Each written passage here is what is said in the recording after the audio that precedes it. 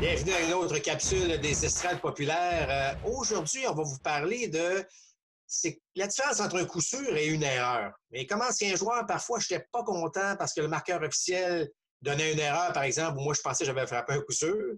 Et à l'inverse, des fois, en défense, on me donnait une erreur lorsque je pense que ça aurait dû être un coup sûr. André, il faut démêler tout ça. Tu as déjà été marqueur officiel.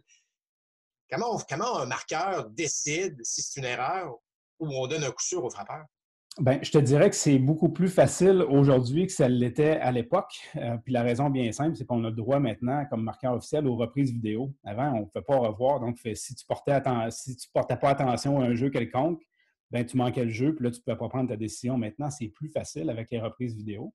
Ce qu'il faut savoir, c'est que dans mon cas, j'étais marqueur ici à Ottawa dans le temps que l'équipe d'Ottawa était la filiale des Expos, des Phillies, des Orioles, c'était du niveau 3A. Donc, c'est juste le niveau avant les ligues majeures. Et ce qu'il faut savoir, c'est que notre jugement est en fonction du calibre de jeu. Donc, mon jugement d'une équipe 3A, d'un jeu au niveau 3A des ligues majeures, n'est pas le même que si c'était une équipe de 13 ans qui jouait. Donc, le niveau d'habileté a inévitablement un rôle à jouer dans la décision du marqueur. Mais il faut voir jusqu'à quel point que un jeu de routine devrait être fait à ce calibre-là pour ensuite prendre la bonne décision, à savoir si on accorde un coup sûr ou si on y va avec une erreur. C'est pas tout le temps évident. Non, j'en conviens. En tout cas, moi, j'ai eu mal à partir des fois avec certains marqueurs officiels parce que ça peut avoir une certaine influence sur ta carrière aussi. Mais dis-moi, André, quel type d'erreur arrive plus souvent? Parce que bon, on peut échapper des balles sur des roulants ou des ballons dans les airs, il y a des relais. Comment est-ce que vous êtes en mesure de nous dire, comme marqueur officiel, est-ce que il y a un type d'erreur qui arrive plus fréquemment? Oui, évidemment, les ballons, les chandelles, on voit beaucoup moins d'erreurs parce que c'est seulement un jeu. Hein? Donc, sur un roulant, évidemment, il y a 3 jeux. Donc, le joueur doit saisir la balle, doit la lancer correctement. Et il y a un joueur au bout de cette ligne-là qui doit l'attraper également. Donc, il y a 3 chances d'erreur. Ce qu'on a remarqué, les gens peuvent le voir à l'écran également, c'est que l'erreur associée au gant, donc au jeu, au roulant, la balle qui est frappée en roulant, est plus élevée que celle qui est associée au mauvais relais. Donc, il y en a plus d'erreurs associées au gant, donc la balle qui ricoche contre son gant, qui n'ont pas bien maîtrisé, que par rapport à un mauvais relais. Ce qu'on remarque également, plus on s'éloigne du premier but par rapport au roulant, plus que l'incidence d'erreurs associées au bras va augmenter. Donc, si on est au troisième but, évidemment, on est plus loin du premier but, plus d'erreurs reliées au lancer erratique par rapport au deuxième but alors qu'on est plus proche. Donc, évidemment, il y a ça à considérer lorsqu'on regarde les statistiques autour des erreurs qui sont commises au baseball majeur. Écoute, j'ai déjà envoyé une balle du chanson dans les estrades, moi, en fait plusieurs fois. André, bon, sûrement que tu as eu des appels à un moment donné ou à un autre de joueurs, d'entraîneurs, parce que, comme je l'ai mentionné, ça peut influencer beaucoup.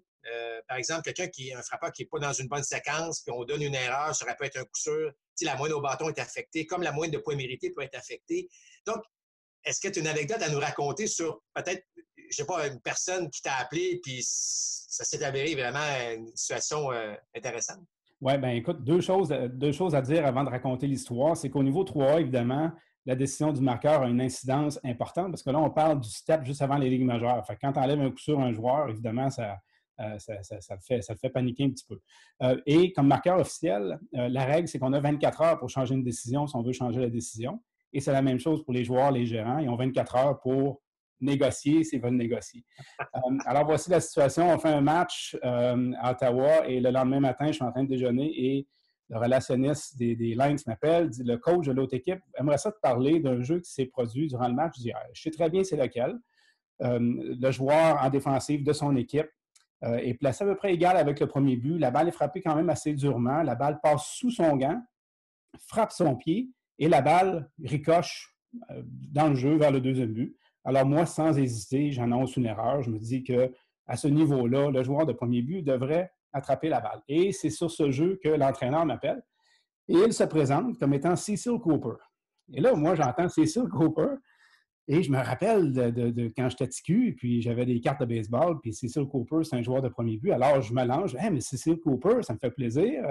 Êtes-vous le même qui a joué au premier but pour les Brewers? Il dit, oui, oui, oui, c'est bien moi. Fait que là, il commence à négocier un petit peu. Puis là, je lui dis, vous, M. Cooper, vous avez joué au premier but? Il dit oui. J'ai dit, je pense que vous auriez été capable d'attraper cette balle-là qui a été frappée hier. Puis là, il y a un silence. Puis tout ce qu'il me dit après, c'est je m'excuse de t'avoir dérangé.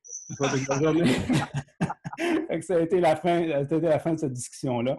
Mais oui, à travers le temps, beaucoup de joueurs ont été remarqués, connus comme étant des chialeux, donc ceux qui appelaient le remarqueur officiel pour évidemment gonfler leur moyenne pour les aider. Et évidemment, donc, ça fait partie du rôle du marqueur de passer à travers ça. Ben voilà, merci André, très pertinent. Alors, à la prochaine tout le monde.